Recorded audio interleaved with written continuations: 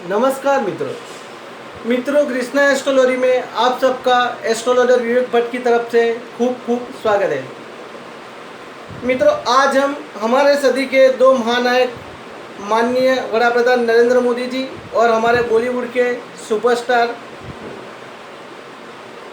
बॉलीवुड के सबसे बड़े महानायक अमिताभ बच्चन जी की कुंडली के बारे में बात करेंगे। उन दो कुंडलियों का हम आज विश्लेषण करेंगे। सबसे पहले हम बात करेंगे हमारे माननीय वड़ा प्रधान नरेंद्र मोदी जी की कुंडली के बारे में। मित्रों, ये है वड़ा प्रधान नरेंद्र मोदी जी की कुंडली। उनकी कुंडली का जो जन्म लग्न है वो वृश्चिक लग्न है और उनकी जन्म राशि वो भी वृश्चिक है। मित्रों, वृश्चिक लग्न के मालिक मंगल होते हैं और मंगल लग्न से होकर लग्न में ही विराजमान है। तो यही एक बड़ा राजयोग नरेंद्र मोदी की कुंडली में बन रहा है। मंगल एक लीडरशिप क्वालिटी वाला ग्रह है। तो यही ग्रह के कारण हम सब जानते हैं कि नरेंद्र मोदी हमारे देश के लीडर हैं। जिसकी कुंडली में मंगल बलवान होता है वह आदमी पूरे समाज को, पूरे देश को, रीति रिवाज को, कानून को बदलने की ताकत रखता है। और हम सब जानते हैं कि नरेंद्र मोदी आज देश में कितने परिवर्तन, उन्होंने कितने कानून बनाए, कितना परिवर्तन उन्होंने हमारे देश के लिए किया, वो हम सब ऑलरेडी जानते हैं। मित्रों, मंगल का जो वार है मंगलवार, वो हनुमान भगवान का वार है और हम सब जानते हैं कि भगवान हनुमान कितने ताकतवर थे। तो यही गुण के कारण नरेंद्र मोदी जी वड़ा प्रधान है, एक सच्चे देशभक्त है। मित्रों, जिसकी कुंडली में मंगल योग कारक ग्रह बनता है, जिसकी कुंडली में मंगल ताकतवर होता है, यानी अच्छे स्थान पर होता है, वह जातक IAS IPS तक की एग्ज़ाम बहुत आसानी से पास कर सकते हैं। मित्रों, आगे हम बात करेंगे तो मंगल के साथ चंद्रमा भी, यानी वृश्चिक लग्न की कुंडली में चंद्रमा जो कि नवम स्थान के मालिक है, वह प्रथम स्थान में मंगल के साथ विराजमान है। हालांकि चंद्रमा नीच के बन रहे हैं, परंतु मंगल के साथ युति बनाने के कारण नीच भंग राजयोग जैसा एक योग बन रहा है और यह महालक्ष्मी योग भी है। तो यह भी एक राजयोग बोल सकते हैं हम। अगर हम बात करें शनिदेव के बारे में, तो तृतीय स्थान और चतुर्थ स्थान यानी पराक्रम स्थान और सुख स्थान, इन दोनों के मालिक शनिदेव बन रहे हैं और शनिदेव दसम स्थान में विराजमान है। हम सब जानते हैं कि भगवान शनिदेव न्यायाधीश है। शनिदेव हमेशा जातक को उनके कर्म का फल देते हैं और जो सामने वाला है उनको भी उनके कर्म का, जातक के सामने जो होता है उनको भी वो कर्म का फल प्रदान करते हैं। तो इन्हीं के कारण नरेंद्र मोदी जी एक राजयोग, उनकी कुंडली में एक राजयोग है, साथ में शुक्र भी विराजमान है। तो शुक्र शनि भी दोनों एक मित्र है और केंद्र में होने के कारण यह भी एक राजयोग बन रहा है। मित्रों, आगे हम बात करेंगे बृहस्पति। तो बृहस्पति पंचम स्थान के यानी विद्यास्थान के और धन स्थान के, कुटुंब स्थान के मालिक होकर चतुर्थ स्थान में बैठे हुए यानी केंद्र में। तो हर कोई व्यक्ति चाहता है कि बीजेपी की सरकार, नरेंद्र मोदी की सरकार केंद्र में हो। तो आज हम देख रहे हैं कि बृहस्पति जो कि केंद्र में विराजमान है और केंद्र में बृहस्पति काल पुरुष की कुंडली के हिसाब से बहुत ही अच्छा परिणाम देते हैं। चतुर्थ स्थान में जो कि काल पुरुष की कुंडली में चंद्रमा का स्थान है, वहाँ पे बृहस्पति बहुत ही अच्छा परिणाम देते हैं। तो यह गुरुदेव का आशीर्वाद है कि आज नरेंद्र मोदी हमारे देश के प्राइम मिनिस्टर है और हर लोग यही चाहते हैं कि बीजेपी की सरकार केंद्र में हो। मित्रों, आगे हम बात करें कि शनिदेव की, अभी हम बृहस्पति की दृष्टि की बात करेंगे। तो बृहस्पति की दृष्टि में अमृत होता है। हम सब जानते हैं कि बृहस्पति की दृष्टि अमृतमय होती है और बृहस्पति अपनी सप्तम दृष्टि से शनिदेव को देख रहे हैं, यानी जो न्यायाधीश है हमारी कुंडली में उनको देख रहे हैं। साथ में राक्षसों के जो गुरु है शुक्रदेव, उनको भी देख रहे हैं। यानी जो बृहस्पति देव है अच्छों के साथ अच्छा करवाता है और जो सही तरीके से नहीं मानता है उनको वो अलग तरीके से भी काम करवाता है। तो हम सब जानते हैं कि नरेंद्र मोदी जैसा व्यक्ति है उसके साथ ऐसा व्यवहार करने के लिए जाने जाते हैं। तो अच्छे के साथ अच्छा करते हैं, खराब के साथ खराब करते हैं। तो यही एक राजयोग है जिनके कारण नरेंद्र मोदी का यह स्वभाव हम देख रहे हैं। मित्रों, आगे हम बात करेंगे कि शनिदेव जो कि 10वें स्थान में है, और शनिदेव अपनी तीसरी दृष्टि से, यानी 1, 2, 3 तीसरी दृष्टि से 12वें स्थान को देख रहे हैं, और अपनी 10वीं दृष्टि से 7वें स्थान को देख रहे हैं। मित्रों, इतने राजयोग होने के बावजूद हम सब जानते हैं कि नरेंद्र मोदी एक वैवाहिक व्यक्ति होने के बावजूद भी उनका वैवाहिक जीवन इतना सुखमय नहीं रहा। यानी वो वैवाहिक जीवन को छोड़कर बचपन से ही आरएसएस के साथ देश की सेवा कार्य में जुड़ गए। तो अगर हम इसकी बात करेंगे तो देखिए, शुक्र के साथ, अपने मित्र के साथ शनिदेव 10वें स्थान में विराजमान है, और अपनी तीसरी दृष्टि से वह शुक्र की मूल राशि यानी तुला राशि को देख रहे हैं, और 7वें स्थान के मालिक यानी विवाह सुख के मालिक 7वें स्थान को वो अपनी 10वीं दृष्टि से देख रहे हैं। तो शनिदेव जहाँ भी देखते हैं वहाँ पे विच्छेद करवाते हैं, और जब भी शनिदेव केंद्र में होते हैं तो ऐसे जातक का वैवाहिक सुख, यानी ऐसा होता है कि बचपन में शायद शादी हो गई है तो वैवाहिक जीवन ऐसे जातक को मिलता नहीं है, शादी हो गई है तो डाइवोर्स करवाते हैं, पति पत्नी को इतना पति पत्नी को सांसारिक सुख इतना मिल नहीं पाता है। तो जब भी केंद्र में शनिदेव होते हैं तो जातक के साथ यह होता है। तो शनिदेव जो कि एक विच्छेदात्मक ग्रह है, वह अपनी 10वीं दृष्टि से 7वें स्थान को देख रहे हैं। तो इन्हीं के कारण नरेंद्र मोदी वैवाहिक जीवन इतना सुखमय नहीं उनका रहा, और बहुत कम समय में उन्होंने अपना सांसारिक जीवन छोड़ के अपना जीवन देश के लिए उन्होंने लगा दिया। मित्रों, वैवाहिक जीवन के 7वें स्थान के मालिक शुक्र भी शनिदेव के साथ बैठे हुए हैं। तो हम देख रहे हैं कि उनके पत्नी जसोदा बहन नरेंद्र मोदी के साथ उनका जीवन इतना सुखमय नहीं रहा, उनके बावजूद वो हमेशा नरेंद्र मोदी के लिए अच्छा ही बोलते हैं, कभी उनके बारे में बुरा नहीं बोलते, और उनके दिल में उतना ही प्रेम है जो पहले था। तो यह भी एक कारण है कि शुक्र शनि की युति 10वें स्थान में बन रही है। तो यह भी एक राजयोग हम बोल सकते हैं। मित्रों, अभी हम बात करेंगे लाभ स्थान यानी 11वें स्थान की। तो लाभ स्थान में बुध यानी जो कि वाणी का ग्रह है, सूर्य और केतु, यह 3 ग्रहों की युति है। मित्रों, अगर आपको वाणी के बारे में, अगर किसी की अच्छी वाणी है उसके बारे में अगर आपको रिसर्च करना है कि कौन सा ग्रह जवाबदार है, तो हमेशा जो जातक की वाणी मीठी होती है उसके अंदर बुध ग्रह सबसे जिम्मेदार माना जाता है। तो आज हम देख रहे हैं कि नरेंद्र मोदी अपनी वाणी से करोड़ों लोगों को प्रभावित करते हैं, और वाणी के घर में बुध अपनी त्रिकोण की उच्च त्रिकोण राशि में बैठे हुए, मूलभूत त्रिकोण राशि में बैठे हुए हैं। तो यही कारण है कि नरेंद्र मोदी करोड़ों लोगों को अपनी वाणी से प्रभावित करते हैं।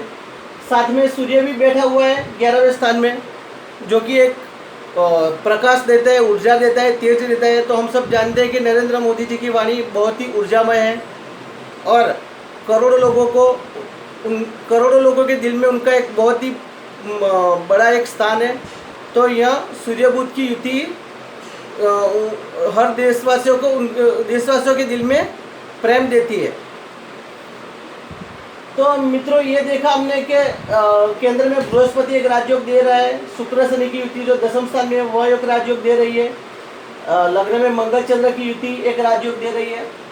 तो इतने महान राजयोग के कारण आज हम देख रहे हैं कि Narendra Modi as a PM, second term वो एज ए पीएम हमारे देश में चुने गए हुए हैं, और आज भी वो इतने ही लोकप्रिय है जितने पहले थे। करीब 3 टर्म उन्होंने एज ए सीएम गुजरात के चीफ मिनिस्टर रहे, और उसके बाद कंटिन्यू दूसरी टर्म में एज ए पीएम हमारे देश की सेवा कर रहे हैं।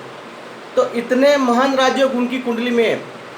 तो इतने महान राजयोग होने के बाद भी उनकी कुंडली में कुछ दुर्योग भी है। चलिए उस पर हम चर्चा करते हैं। मित्रों, यहाँ पे अगर आप देखते हैं तो 11वें स्थान में सूर्य और केतु का एक सूर्य केतु क्या एक ग्रहण दोष भी बन रहा है।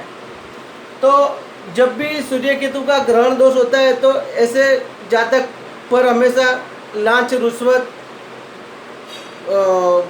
जैसे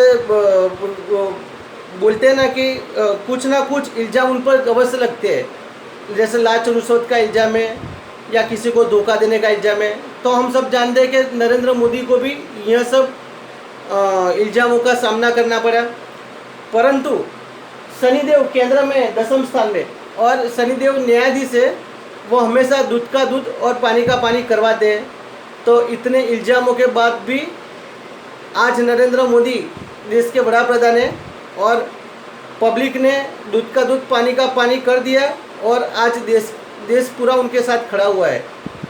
तो यह भी हम देख सकते हैं कि यह शनिदेव केंद्र स्थान के कारण आज भी वो लोगों के दिल में बसे हुए हैं। तो मित्रों, ये था हमारे माननीय बड़ा प्रधान नरेंद्र मोदी जी का कुंडली विश्लेषण कि उनकी कुंडली में कौन से राजयोग है और कौन से दुर्योग है जिनके कारण उनका दाम्पत्य जीवन इतना सुखमय नहीं रहा। चलिए मित्रों, हम बात करते हैं हमारे सदी के सबसे बड़े सुपरस्टार यानी बॉलीवुड के सबसे बड़े सुपरस्टार जिन्होंने 30 साल तक बॉलीवुड पर राज किया, यानी 3 शतक वो सदी के सबसे बड़े समय बोल सकते हैं। 30 साल तक वह सबसे बड़े सुपरस्टार के रूप में हमें देखने को मिले। तो ये है अमिताभ बच्चन जी की कुंडली। मित्रों, अमिताभ बच्चन जी की कुंडली जो है उनमें लग्न जो है वो कुंभ लग्न एक्वेरियस एस्केरेंट है उनका और उनकी राशि है तुला। मित्रों, कुंभ लग्न यानी कि कुंभ राशि और तुला राशि दोनों वायु तत्व की राशि है और वायु हमेशा एक्सपेंशन करता है। तो हम सब जानते हैं कि अमिताभ बच्चन कितने देश के करोड़ों लोगों के बीच कितने पॉपुलर है। तो एक कारण यही है कि उनकी राशि भी तुला राशि है जो कि वायु तत्व की राशि है, उनका लग्न भी वायु तत्व का है। अभी हम देख सकते हैं कि लग्न में केतु महाराज विराजमान है और सप्तम स्थान में राहु महाराज विराजमान है। जब भी लग्न में केतु महाराज होते हैं, केतु देव बैठते हैं, तो ऐसे जातक की वाणी बहुत ही विनम्र होती है, जातक का स्वभाव बहुत ही विनम्र देखने को मिलता है। और राहु जो कि सप्तम स्थान में विराजमान है, तो हम सब जानते हैं कि राहु अलग अलग हजारों प्रकार के रोल जीवन में करता है। तो हम सब देखते हैं कि अमिताभ बच्चन अपने अलग अलग रोल से यानी अलग अलग एक्टिंग के अलग अलग रोल से देश के करोड़ों युवकों के दिल में कैसे बसे हुए हैं, यानी हर प्रकार का रोल अमिताभ बच्चन ने अपनी जीवन में किया हुआ है। तो यह जब भी केतु और राहु केंद्र में प्रभावित होते हैं तब यह देखने को मिलता है। तो अमिताभ बच्चन की कुंडली में केतु और राहु दोनों प्रथम और सप्तम स्थान में विराजमान होकर उनकी जीवन में प्रभाव डाल रहे हैं। अभी मित्रों हम बात करेंगे शनिदेव की, जो कि उनके लग्नेश भी है और केंद्र में अपने मित्र की राशि में विराजमान है। तो आज अमिताभ बच्चन जो कि सदी के सबसे बड़े महानायक है, सबसे बड़े सुपरस्टार है, तो उनका कारण यही है कि शनिदेव जो कि चतुर्थ स्थान में विराजमान है वृषभ राशि में। तो यही इसी राजयोग के कारण वो सदी के सबसे बड़े महानायक है, क्योंकि शनिदेव लग्नेश भी है और योग कारक बनकर चतुर्थ स्थान में विराजमान है और शनिदेव अपनी सप्तम दृष्टि से दसवें स्थान को देख रहे हैं। तो हम सब जानते हैं कि अमिताभ बच्चन की कैरियर कंटिन्यू आज भी यानी 30 साल के बाद भी आज भी उनकी कैरियर कंटिन्यू चल रही है। कई स्टार आए, कई स्टार चले गए। कोई जो स्टार है 5 साल तक काम करता है, 10 साल तक, 15 साल तक, पर 30 साल के बाद भी आज अमिताभ बच्चन की फिल्म हम देख सकते हैं और वो कम से कम 10-12 घंटे काम करते हैं। तो यही कारण है कि शनिदेव उनके योग कारक बनकर चतुर्थ स्थान में विराजमान है। अगर हम बात करें गुरुदेव की, बृहस्पति देव की, तो बृहस्पति देव छठे स्थान में उच्च के बनकर बैठे हुए हैं। तो हम सब जानते हैं कि अमिताभ बच्चन कितने विनम्र हैं, उनकी वाणी में कितनी मिठास है। वो जहाँ भी जाते हैं उनको आदर, मान सम्मान, प्रेम मिलता है। तो यह सब गुरु का प्रभाव है। मित्रों, अमिताभ बच्चन जी ने बीएससी तक की पढ़ाई की है। तो यह भी एक कारण है कि जब भी जातक की कुंडली में गुरु बलवान होता है तो जातक ग्रेजुएशन तक की पढ़ाई करता है। और छठे स्थान में बैठे हुए गुरु अपनी पंचम दृष्टि से दसम स्थान को यानी कैरियर के स्थान को देख रहा है। तो यह भी कारण है कि अमिताभ बच्चन जी की कुंडली में गुरु केंद्र दसम स्थान को देखने के कारण वह अभी भी कार्यरत है। मित्रों, अगर हम बात करें अष्टम स्थान की, जो कि उनकी कुंडली में बहुत ही महत्वपूर्ण प्रभाव दे रहा है, तो अष्टम स्थान में 4 ग्रह विराजमान है, जैसे कि सूर्य, मंगल, बुध, शुक्र। सूर्य और मंगल ये बहुत ही गर्म ग्रह बोल सकते हैं।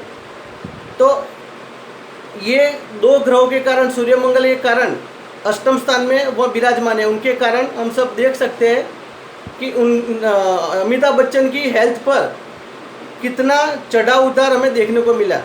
यानी हम सब जानते हैं कि एक बार तो उनके जीवन पर बोल सकते हैं कि जीवलेण मुसीबत भी आई थी। जब कूली फिल्म की शूटिंग चल रही थी तो उनको जैसे साक्षात मौत का सामना करना पड़ा। परंतु इन दुर्योग होने के बावजूद बुध शुक्र की युति भी अष्टम स्थान में बन रही है। तो उनकी हेल्थ की इतनी चढ़ाव उतार के बावजूद भी बुध शुक्र की युति के कारण वह बार बार बच गए। और बुध शुक्र की युति उनको वाणी में भी मिठास दे रही है।